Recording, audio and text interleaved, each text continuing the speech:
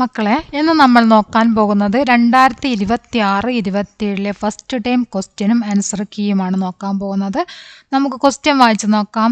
ഗിഡ്കി ലഘുകഥയിൽ നിന്നാണ് ആദ്യം തന്നെ വന്നിരിക്കുന്ന ചോദ്യം. 1, 2, 3 ചോദ്യങ്ങൾക്ക് ഉത്തരമാണ് നമ്മൾ ഇതിൽ നിന്ന് എഴുതേണ്ടത്. മേനെ പത്നി കോ ഇഷാര കിയാ തോ ഉസ്നെ ആംഗേ തരേർ കർ മുझे ചുപ് രഹനെ കാ സങ്കേത് ദിയ. ഞാൻ ഭാര്യയോട് ആംഗ്യം കാണിച്ചപ്പോൾ അവൾ കണ്ണുകൊണ്ട് എന്നോട് മിണ്ടാതിരിക്കാൻ വേണ്ടിയിട്ടുള്ള സൂചന നൽകി. അച്ഛാ 5 പീസ് ലൂം തോ കിത്തനെ കെ ദോഗി. ശരി, 5 പീസ് എടുക്കുകയാണെങ്കിൽ എത്ര രൂപയ്ക്ക് തരും? 200 രൂപയെ പർ പീസ് ലേ ലേനാ ദീദി. 200 രൂപയെ 200 രൂപയാണ് പറഞ്ഞത് അല്ലേ? ഒരു പീസിന് 200 രൂപ എന്ന് പറഞ്ഞത്. പിന്നെ 100 രൂപയെ പെർ പീസ് ഇല്ല, എത്ര രൂപയ്ക്ക് എടുക്കുള്ളൂ? 100 രൂപയ്ക്കാണ് എടുക്കുകയുള്ളൂ എന്ന് പറഞ്ഞു. ദീദി 100 ബഹുത്ത് കം ഹേ. ദീദി 100 എന്ന് പറഞ്ഞാൽ 100 എന്ന് പറഞ്ഞാലൊക്കെ വളരെ കുറവല്ലേ ചേച്ചി. കത്തെ ഹേ ഉസ്കാ ഗല രൂന്ത് ഗയ और उसकी അജരാരി ആംഗേ ബറായി.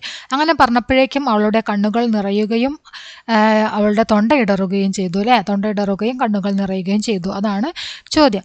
ആൻസർ നോക്കാം. അടുത്ത ചോദ്യം ഒന്നാമത്തെ നോക്കാം. യുവതി ട്രെയിൻ മേ ക്യാ ബേച്ച് രഹി തി. യുവതി ട്രെയിനിൽ വിൽപ്പന നടത്തിയത് എന്തായിരുന്നു എന്നാണ് ചോദ്യം. എന്തായിരുന്നു? ഷാളാണ് യുവതി ട്രെയിനിൽ വിൽപ്പന നടത്തിയത് അല്ലേ? യുവതിക്ക് ആംഗ്യം ക്യോം ബറായി. യുവതിയുടെ കണ്ണുകൾ നിറയാനുണ്ടായ കാരണം എന്തുകൊണ്ടാണ് യുവതിയുടെ കണ്ണുകൾ നിറഞ്ഞത്? എന്താണ് കാരണം? ഒരു പീസിന്, അവളുടെ ഷാളിന് ഒരു പീസിന് എത്ര രൂപ വെച്ച് കൊടുക്കാമെന്നാണ് ആ ലടുക്കി പറഞ്ഞത്. എത്ര രൂപ വെച്ച് കൊടുക്കാമെന്നാണ്, അതായത് നമ്മുടെ കഥയിലെ കഥാപാത്രമായ പത്നി പറഞ്ഞത് 100 രൂപയെ അല്ലേ? 100 രൂപയെ പെർ പീസ് എന്നാണ് പറഞ്ഞത്. ഒരു പീസിന് 100 രൂപയാണ് പറഞ്ഞത്. അത് കേട്ടപ്പോഴാണ് എന്തുണ്ടായത്? യുവതിക്ക് വളരെ സങ്കടമായതും കണ്ണുകൾ നിറഞ്ഞതും അല്ലേ? അപ്പോൾ നമുക്ക് അതിൻ്റെ ആൻസർ നോക്കാം. जब ग्राहक ने कपड़े के एक पीस के लिए केवल 100 रुपये देने को कहा. എപ്പോഴാണോ ഗ്രാഹക് വസ്ത്രത്തിന് വേണ്ടിയിട്ട്, അതായത് ഷാളിന് ഒരു പീസിന് കേവലം 100 രൂപ മാത്രമേ നൽകുകയുള്ളൂ എന്ന് പറഞ്ഞത് എങ്കിൽ യുവതിക്കോ ബഹുത്ത് കം ദാം മിൽനെ കെ കാരൺ ദുഃഖ ഹുവ. യുവതിക്ക് ഏറ്റവും കുറഞ്ഞ വിലയാണ് ലഭിക്കുന്നത് എന്നറിഞ്ഞപ്പോൾ അവൾക്ക് ദുഃഖമുണ്ടായി. ഉൻകി ആംഗേ ബർ ആയി എന്നും കൂടെ എഴുതാട്ടോ. അവളുടെ കണ്ണുകൾ നിറഞ്ഞു. അപ്പം നിങ്ങൾക്ക് ഇവിടെ നിന്ന് അങ്ങോട്ട് എഴുതിയാലും മതി, ഇവിടെ മുതൽ അങ്ങോട്ട് എഴുതിയാലും മതി കേട്ടോ. യുവതിക്കോ ബഹുത്ത് കം ദാം മിൽനെ കാരൺ ദുഃഖ. യുവതിക്ക് ഏറ്റവും കുറഞ്ഞ വില മാത്രമേ ലഭിക്കുകയുള്ളൂ എന്ന് പറഞ്ഞപ്പോൾ ദുഃഖമുണ്ടായി. ഉൻകി ആംഗ്യം ബറായി, അവളുടെ കണ്ണുകൾ നിറഞ്ഞു. അത്ര എഴുതിയാലും കറക്റ്റ് ആൻസർ ആണ് കേട്ടോ. ഇനി നമ്മൾ നോക്കാൻ പോകുന്നത് മൂന്നാമത്തെ ചോദ്യമാണ്. ലഘുകഥ കെ ഇസ് പ്രസംഗ് കെ ആധാർ പർ പടുക്കഥ കാ ഏക് ദൃശ്യ ലിഖിയേം എന്നാണ് പറഞ്ഞിരിക്കുന്നത്. ഇവിടെ തന്നിരിക്കുന്ന പാരഗ്രാഫ് വായിച്ചിട്ട് അതിൻ്റെ അടിസ്ഥാനത്തിൽ നമ്മൾ എന്ത് ചെയ്യണം? ഒരു പടുക്കഥ തയ്യാറാക്കണം. പടുക്കഥ എഴുതിയത് നോക്കാം. ദൃശ്യ 3 ആണ് ഇവിടെ കൊടുത്തത്. ദൃശ്യ 1, 2, 3 ഏത് വേണമെങ്കിലും എഴുതാം കേട്ടോ. 3 തന്നെ എഴുതണമെന്നില്ല, 1, 2, 3 ദൃശ്യ കൊടുക്കുക അവിടെ. പിന്നെ സമയ സബേരെ 9 ബജെ സ്ഥാൻ റെയിൽഗാഡി കെ അന്തർ പാത്ര യുവതി. 25 വയസ്സാണ് കൊടുത്തത്. ബീബി 35 വയസ്സ്. ഇത് നിങ്ങൾക്ക് സങ്കല്പിച്ച് വയസ്സിന് മാറ്റം വന്നാലൊന്നും പ്രശ്നമില്ല. യുവതിക്ക് ഹാത്ത് മേ ഷാൾ കാ ഏക്ക് ഗട്ടർ ഹെ. യുവതിയുടെ കയ്യിൽ ഷാളിൻ്റെ കഴിഞ്ഞിട്ട് ഒരു സ്പേസ് ഉണ്ട് കേട്ടോ. ഷാൾ കാ ഏക്ക് ഗട്ടർ ഹെ. യുവതിയുടെ കയ്യിൽ എന്തുണ്ട്? ഷാളിൻ്റെ ഒരു വലിയ കെട്ടുണ്ട്. യുവതി ഇവിടെ ഷാൾ കായക്ക് കെട്ടർ ഹേ വഹ് ട്രെയിൻ മേ ഷാൾ ബേച്ചിനെ കേലി ആയ ഹേ എന്നും കൂടെ എഴുതാം കേട്ടോ. ട്രെയിനിലേക്ക് ഷാൾ എടുക്കാൻ വേണ്ടി വന്നതാണ് യുവതി. ദീദി ജമ്മു കി ഷാൾ ലേലോ ബഹുത്ത് ബഡിയാ ഹേ. ചേച്ചി ജമ്മുവിലെ ഷാളാണ്, വളരെ മേൽത്തരം ഷാളാണ് എന്ന് പറയാണ്. അപ്പോൾ ബീബി ചോദിക്കുകയാണ് കിത്തനെ കി ഹേ, എത്രയാണ് എന്ന് ചോദിക്കുന്നു. യുവതി 250 250 രൂപ. ഇത്തനെയും മഹങ്കി, ഇത്രയും കൂടുതലോ? യുവതി സാധാ പീസ് ലോഗി തോ കം കർ ദൂങ്കി. കൂടുതൽ പീസ് എടുക്കുകയാണെങ്കിൽ കുറച്ച് തരാം. മുझे ദുക്കാൻ കോൽനി ഹേ ക്യാ. എനിക്ക് കട തുടങ്ങാനാണോ? യുവതി ലേ ലോന ബഹനോ ആർ ബാബിയോ കേലിയെ. എടുക്കുന്നേ, ചേട്ടത്തിമാർക്കും അതുപോലെ തന്നെ സഹോദരങ്ങൾക്കൊക്കെ വേണ്ടിയിട്ട് എടുക്കുന്നേ. ബീബി അച്ഛാ 5 പീസ് ലൂൻ തോ കിത്തനെ കെ ദോഗി. ശരി, 5 പീസ് എടുക്കുകയാണെങ്കിൽ എത്രയ്ക്ക് തരും എന്ന് ചോദിക്കുന്നു യുവതി. 200 രൂപയെ പെർ പീസ് ലേ ലേനാ ദീദി. 200 രൂപ ഒരു പീസിന് എടുത്തോളൂ ചേച്ചി. 100 രൂപയെ പെർ പീസ് അല്ല 100 രൂപ, ഒരു പീസിന് 100 രൂപ, അങ്ങനെയാണെങ്കിൽ എടുക്കാമെന്ന് ബീബി പറയുന്നു അല്ലേ. യുവതി സൗത്തോ ബഹുത്ത് കം ഹേ, സൗ എന്ന് പറഞ്ഞാൽ അതൊക്കെ വളരെ കുറവല്ലേ എന്ന് പറഞ്ഞിട്ട് ഗലാരൂന്ത് ജാത്താ ഹേ ആംഗ്യം ബറാത്തി ഹേ, അങ്ങനെ പറയുമ്പോഴത്തേക്ക് അവളുടെ തൊണ്ടയിടറുകയും കണ്ണുകൾ നിറയുകയും ചെയ്യുന്നു. അടുത്ത ചോദ്യം നോക്കാം. അടുത്ത നമ്മുടെ ഹായ്ക്കൂയിൽ നിന്നുള്ള തന്നിരിക്കുന്ന ഭാഗമാണ്. പിതാനെ ഡൂണ്ടി ലാട്ടിയാം ബുഡാപ്പേക്ക് ദീക്തി നഹീം.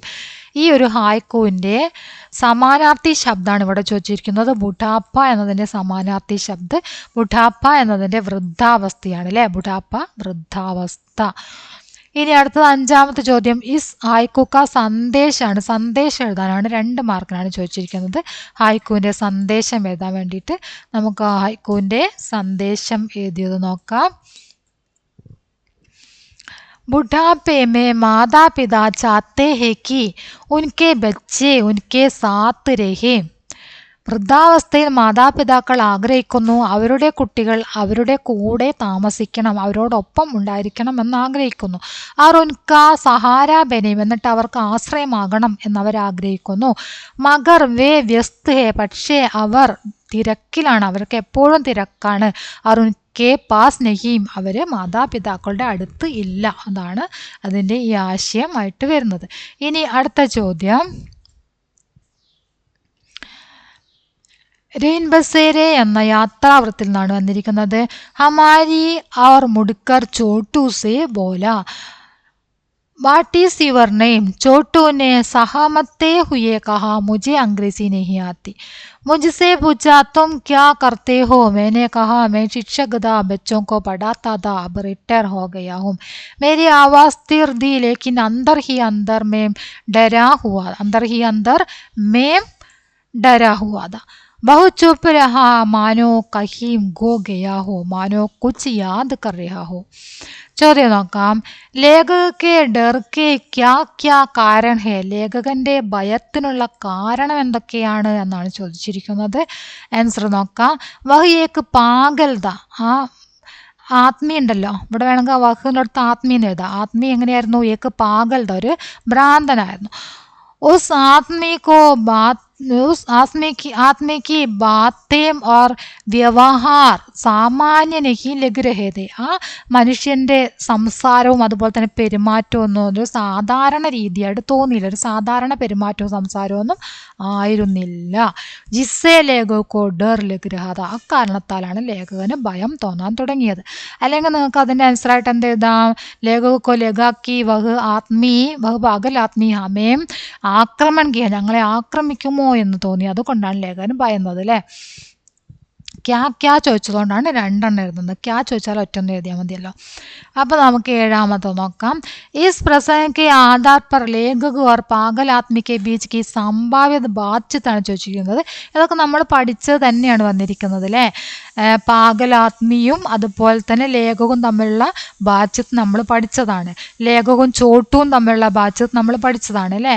ഇതൊക്കെ ചോട്ടും ലേഖകവും തമ്മിലുള്ള ബാധ്യത, ഇത് രണ്ടും തന്നെയാണ് ഇവിടെ ചോദിച്ചിരിക്കുന്നത്. ഓർ ക്വസ്റ്റ്യൻ ആയിട്ടും അത് തന്നെയാണ് ചോദിച്ചിരിക്കുന്നത്. അപ്പോൾ നമുക്ക് അതിൻ്റെ ആൻസർ നോക്കാം.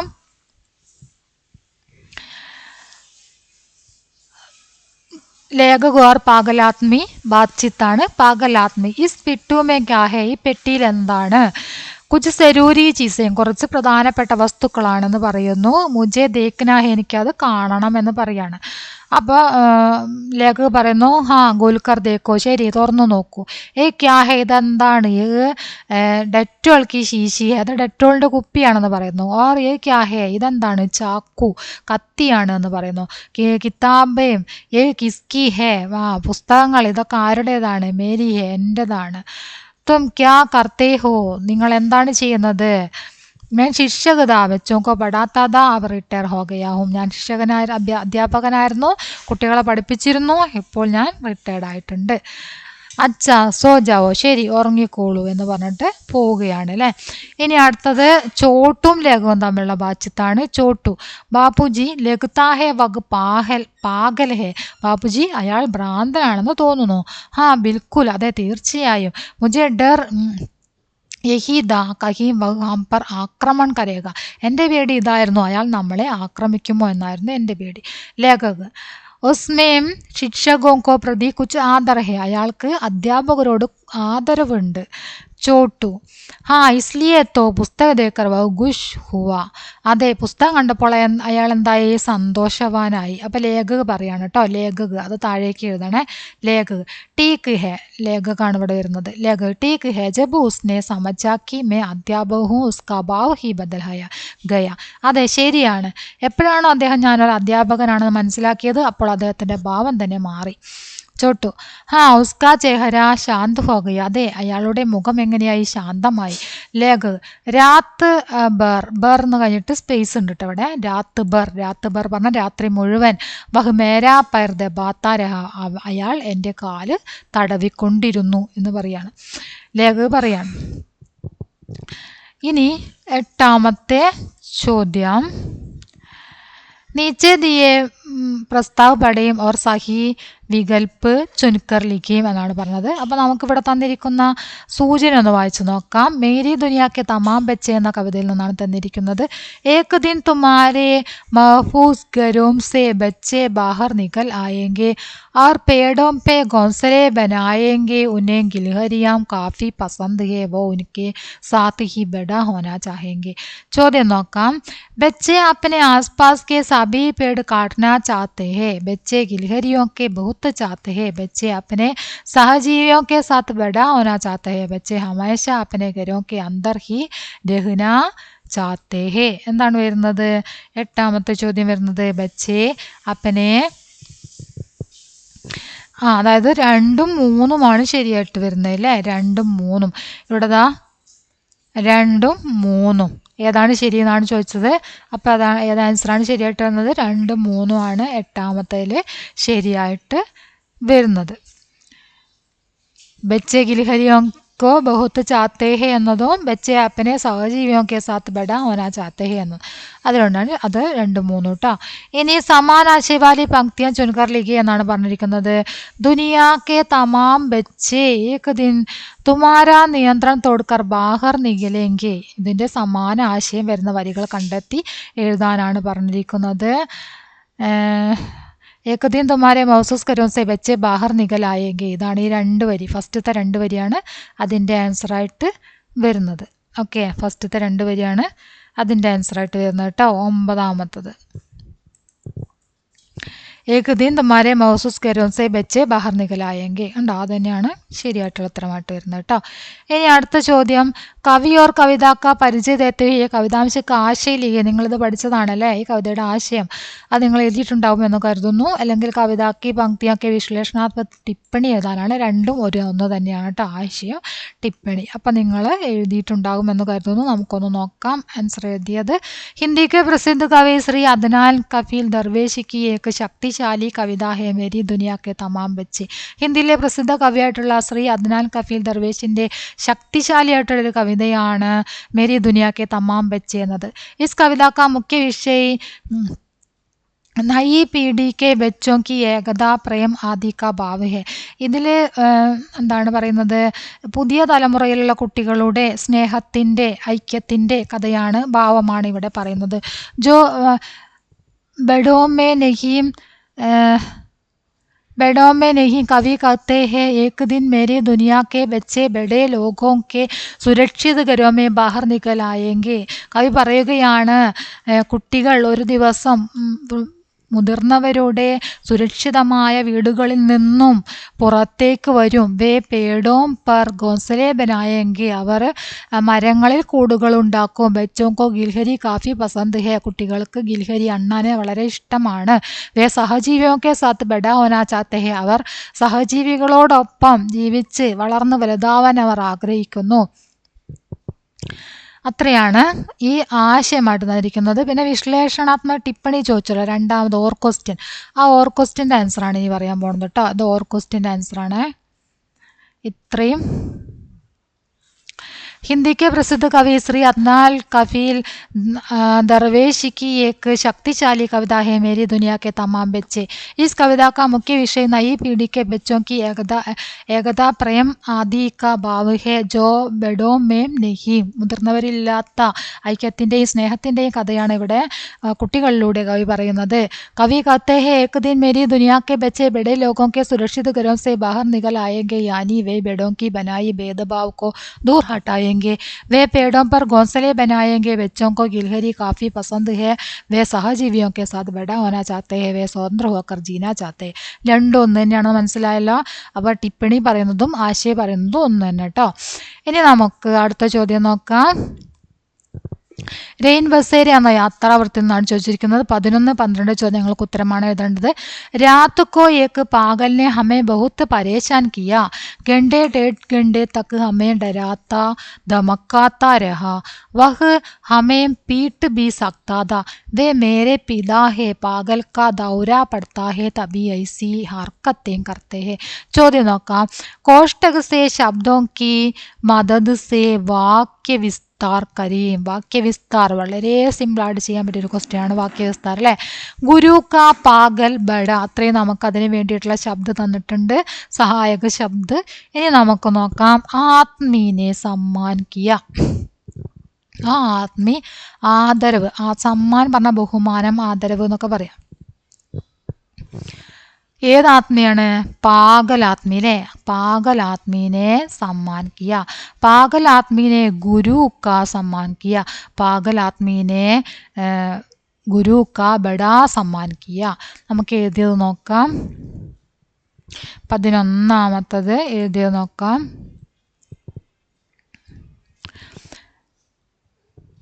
ആത്മീനെ സമ്മാൻ കിയ, पागल आदमी ने सम्मान किया, पागल आदमी ने गुरु का सम्मान किया, पागल आदमी ने गुरु का बड़ा सम्मान किया. ഓക്കെ. ഇനി 12ാമത്തെ ചോദ്യം വരുന്നത്. आपके स्कूल में 2026 दिसंबर 5 शिक्षक दिवस समारोह मनाने जा रहा है, इसके लिए एक പോസ്റ്റർ തയ്യാർ കരീം എന്നാണ് പറഞ്ഞിരിക്കുന്നത്. അപ്പോൾ നമുക്ക് ആ പോസ്റ്റർ തയ്യാറാക്കിയത് നോക്കാം. പോസ്റ്റർ ശിക്ഷക ദിവസ് സമാരോഹ് സർക്കാരി സ്കൂൾ കിളിമാനൂർ എന്നാണ് ഇവിടെ എഴുതിയത്. നിങ്ങൾ ഏതെങ്കിലും ഒരു സ്കൂളിൻ്റെ പേര് എഴുതുക. പിന്നെ സ്കൂൾ സഭാഗൃഹിലാണ്. സഭാഗൃഹാണ് എന്ത്? സ്ഥാൻ കേട്ടോ. സ്ഥാൻ സ്കൂൾ സഭാഗൃഹാണ്. 2026 सितंबर 5. कार्यक्रम सेवा नेतृत्व शिक्षकों का आदर रंगारंग का कार्यक्रम सबका स्वागत. ഇത്രയാണ് 12ാമത്തെ പോസ്റ്റർ എഴുതിയിരിക്കുന്നത്. ഇത് വളരെ സിമ്പിളായിട്ട് തന്നെ ചെയ്യാൻ പറ്റിയൊരു പോസ്റ്ററാണ്. നിങ്ങൾ എഴുതുമ്പോൾ വലിയൊരു ബോക്സിലാക്കിയിട്ട് നിങ്ങളുടെ ആൻസർ ഷീറ്റിൻ്റെ 3/4 ഭാഗത്തിൽ ഒരു ബോക്സ് വരച്ചിട്ട് അതിൽ നിങ്ങൾ വ്യക്തമായിട്ട് എഴുതിയിട്ടുണ്ടാകും എന്ന് കരുതുന്നു. ഇനി നമുക്ക് 13ാമത്തെ ചോദ്യം നോക്കാം. വൈറ്റ് ക്യാപ്പിൽ നിന്നാണ് 13ാമത്തെ ചോദ്യം വന്നിരിക്കുന്നത്. आखिर कुछ दिनों अगुलाते पड़े रहने के बाद केशव उस डेरे से बाहर निकला. आसपास की दूसरी कॉलोनियों के उसने चक्कर लगाए, फिर एक कॉलोनी के पास लड़कों को क्रिकेट खेलता देखकर ठहर गया. वह दूर एक नीम के पेड़ के नीचे छाया में बैठ गया. बाकी लड़के निश्चिंत होकर क्रिकेट खेलते रहे. ചോദ്യം നോക്കാം. नीम के पेड़ के नीचे बैठकर केशव ने क्या क्या सोचा होगा. വേപ്പ് മരത്തിന് താഴെ ഇരുന്ന കേശവ് എന്തൊക്കെയാണ് ചിന്തിച്ചിട്ടുണ്ടാവുക എന്നാണ് ചോദ്യം. ആൻസർ നോക്കാം. अगर वे मुझे भी टीम में शामिल कर लेते तो मैं भी उनके साथ खेल पाता. ഒരു പക്ഷേ അവർ എന്നെയും കൂടെ അവരുടെ ടീമിൽ ചേർത്തിരുന്നു എങ്കിൽ, പങ്കെടുപ്പിച്ചിരുന്നു എങ്കിൽ എനിക്കും അവരോടൊപ്പം കളിക്കാമായിരുന്നു എന്നാണ് ആ കുട്ടി അവിടെ ഇരുന്ന് ചിന്തിക്കുന്നത്. ഇനി 14ാമത്തെ ചോദ്യം. इस प्रसंग के आधार पर केशव की डायरी कल्पना करके लिखी. കേശവിൻ്റെ ഡയറി എഴുതാനാണ് പറഞ്ഞിരിക്കുന്നത്. 13/8/2026 मंगलवार. आज बहुत दुख का दिन है, यहाँ के लड़के मेरे साथ नहीं खेलते, लगता है वे बड़े घर के बच्चे हैं। मैं खेलना चाहता हूँ, मैंने सोचा था यही आकर बहुत दोस्त मिलेंगे, लेकिन वे मेरी और देखते तक नहीं, वे मुझ पर हंसी उड़ाते हैं। दादाजी ने यहाँ आने पर बहुत रोका था, लेकिन मैंने नहीं मानी। अब मैं क्या करूँ, मेरे गाँव के दोस्त ही बहुत अच्छे हैं. എന്താണ് പറഞ്ഞിരിക്കുന്നത്? ഡയറി എഴുതിയത് എന്താണ്? ദിൻ ദിനാങ്ക് എഴുതണം കേട്ടോ, നിർബന്ധമായിട്ടും ദിൻ ദിനാങ്ക് ഇവിടെ എഴുതിയിട്ടുണ്ട്. ആജ് ബഹുത്ത് ദുഃഖ കാ ദിൻ ഹെ, ഇന്ന് വളരെ ദുഃഖകരമായിട്ടുള്ള ദിവസമാണ്. യഹാ കെ ലഡ്കെ മേരെ സാത്ത് നഹീ ഖേൽത്തെ, ഇവിടെയുള്ള കുട്ടികളൊന്നും എൻ്റെ കൂടെ കളിക്കുന്നില്ല. ലഗുത്താ ഹേ വേ ബഡേ ഗർക്കെ ബച്ച ഹെ, എനിക്ക് തോന്നുന്നു അവരൊക്കെ വലിയ വീട്ടിലെ കുട്ടികളാണെന്ന് തോന്നുന്നു. മേം ഖേൽനാ ചാത്താ ഹൂ, ഞാൻ കളിക്കാൻ ആഗ്രഹിക്കുന്നു. മേനെ സോച്ചാതാ യഹി ആക്കർ ബഹുത്ത് ദോസ്ത് മിലേങ്കെ, ഞാൻ കരുതിയിരുന്നു ഇവിടെ വന്നാൽ എനിക്ക് ഒരുപാട് ഫ്രണ്ട്സിനെയൊക്കെ ലഭിക്കുമെന്ന്. ലേക്കിൻ വേ മേരി ഓർ ദേക്കത്തെ തക്കനെയും, പക്ഷെ അവരെന്നെ ഒന്ന് നോക്കുക കൂടി ചെയ്യുന്നില്ല. വേ മുജ് പർ ഹസി ഉടാത്തെ, അവരെന്നെ പരിഹസിച്ച് ചിരിക്കുകയാണ് ചെയ്യുന്നത്. ദാദാജിനെ യഹാം ആനെ പർ ബഹുത്ത് രോക്കാത, ദാദാജി എന്നെ ഇങ്ങോട്ട് വരുന്നതിൽ വിലക്കിയിരുന്നു, വളരെയധികം വിലക്കിയിരുന്നു. ലേക്കിൻ മേനെ നഹി മാനി, പക്ഷെ ഞാനതൊന്നും അംഗീകരിച്ചില്ല. അപ്പം മേ ക്യാ കരും, ഇനി ഞാൻ എന്ത് ചെയ്യും? മേരെ ഗാവ് കെ ദോസ്ത് ഹി ബഹുത്ത് അച്ചേ, എൻ്റെ ഗ്രാമത്തിലുള്ള ഫ്രണ്ട്സൊക്കെ വളരെ നല്ല ഫ്രണ്ട്സായിരുന്നു. അത്രയാണ് ഡയറി എഴുതിയിരിക്കുന്നത്. അടുത്ത ക്വസ്റ്റ്യൻ എന്താണെന്ന് നോക്കാം. ഇനി ഒരു ഓർ ക്വസ്റ്റ്യൻ വരുന്നുണ്ട് അല്ലേ. ഈ പ്രസംഗക്കെ വർണ്ണൻ കർത്തേ ഹുയെ ദാദാജിക്ക് ഞാൻ കേശവക്ക പത്രാണ് ചോദിച്ചത്. അപ്പോൾ നമുക്ക് ഓർ ക്വസ്റ്റ്യൻ നോക്കാം. പത്ര എഴുതിയത് പത്ര കണ്ടോ, പത്ര പ്ലേസും ഡേറ്റും എഴുതണം. പ്ലേസ് ദില്ലി, ഡേറ്റ് എഴുതിയിട്ടുണ്ട്. പൂജ്യ ദാദാജി അല്ലെങ്കിൽ ആദരണീയ ദാദാജി, നമസ്തേ, ആപ്പ് കൈസേ ഹേ, മേ യഹാ അകേലാ ബൻ ഗയാവും, നിങ്ങൾക്ക് എങ്ങനെ സുഖമാണോ, ഞാനിവിടെ ഒറ്റയ്ക്കാണ് എന്ന് പറയാണ്. യഹാ കെ ലഡ്കെ മേരെ സാത്ത് നഹീ ഖേൽത്തെ, ഇവിടെയുള്ള കുട്ടികളൊന്നും എന്നോടൊപ്പം കളിക്കുന്നില്ല. ലഗ്താ ഹേ വേ ബഡേ ഘർക്കെ ബച്ചേ, അവർ വലിയ വീട്ടിലെ കുട്ടികളാണെന്ന് തോന്നുന്നു. മേ ഖേൽനാ ചാത്താവും, ഞാൻ കളിക്കാൻ ആഗ്രഹിക്കുന്നു. മേനെ സോച്ചാദാ യഹി ആക്കർ ബഹുത്ത് ദോസ്ത് മിലേങ്കെ, നിങ്ങളോട് ഡയറിക്കും പത്രനും നിങ്ങൾക്ക് തന്നിരിക്കുന്ന എന്താ പറയുന്നത്, അതിൻ്റെ ഫോർമാറ്റിന് മാത്രമേ വ്യത്യാസം ഉണ്ടാവുള്ളൂ എന്ന് പറയാറില്ലേ, അതന്നെ ഫോർമാറ്റിന് മാത്രമേ ഇവിടെ വ്യത്യാസമുള്ളൂ. ഫോർമാറ്റിന് മാത്രമേ വ്യത്യാസം വരുന്നുള്ളൂ അല്ലേ. ബാക്കി ഇവിടെയുള്ള മാറ്റർ ഒരുപോലെ തന്നെയാണ് വരുന്നത്. കണ്ടോ, ഒരുപോലെ തന്നെയാണ് വരുന്നത്. मैंने सोचा था यही आकर बहुत दोस्त मिलेंगे, लेकिन वे मेरी और देखते तक नहीं, वे मुझ पर हंसी उड़ाते हैं. आपने यहाँ आने पर बहुत रोका था, लेकिन मैंने नहीं मानी. ഇവിടെ ഉള്ള വ്യത്യാസം എന്താണ്? താങ്കൾ ഇവിടെ വരുന്നതിൽ എന്നെ വിലക്കിയിരുന്നു, പക്ഷേ ഞാനത് അംഗീകരിച്ചില്ല. अब मैं क्या करूँ, मेरे गाँव के दोस्त ही बहुत अच्छे हैं. आप लगते आप अगले दिन ही यहाँ आइए, मैं आपके साथ गाँव आना चाहता हूँ. താങ്കൾ അടുത്ത ദിവസം തന്നെ ഇവിടേക്ക് വരണം, ഞാൻ താങ്കളോടൊപ്പം നാട്ടിലേക്ക് വരാൻ ആഗ്രഹിക്കുന്നു. ദാദിജി സേ മേരാ പ്രണാം കഹന, ആപ്കാ പ്യാര കേശവ്. അത്രയാണ് കേശവിൻ്റെ പത്ര വരുന്നത്. ഇനി ആപ്കാ പ്യാര കേശവ് എഴുതിയിട്ട് സേവാമേം നാം പദ എഴുതണം കേട്ടോ. സേവാമേം നാം പദ നിർബന്ധമാണ്. സേവാമേം നാം പദ. പിന്നെ ഇവിടെ ഒരു ഹസ്താക്ഷരം ഉണ്ടാവും. ആപ്കാ പ്യാര കേശവ് ഹസ്താക്ഷർ വരും കേട്ടോ. നാം ഹസ്താക്ഷർ. പിന്നെ സേവാമേം നാം പദ നിർബന്ധമായിട്ട് എഴുതണം. ഇവിടെ നേരത്തെ സ്ഥലത്തിൻ്റെ പേര് നമ്മൾ എഴുതിയ ദില്ലിയാണ്, അപ്പോൾ ഇവിടേക്ക് എന്ത് എഴുതുക? സേവാമേം ദില്ലി എന്ന് എഴുതിയിട്ട് സേവാമേയിൽ ദില്ലിന്ന് അഡ്രസ്സ് എഴുതിയിട്ട് അവസാനിപ്പിക്കുക. ഇനി അടുത്തത് നോക്കാം. 15ാമത്തെ ചോദ്യമാണ്.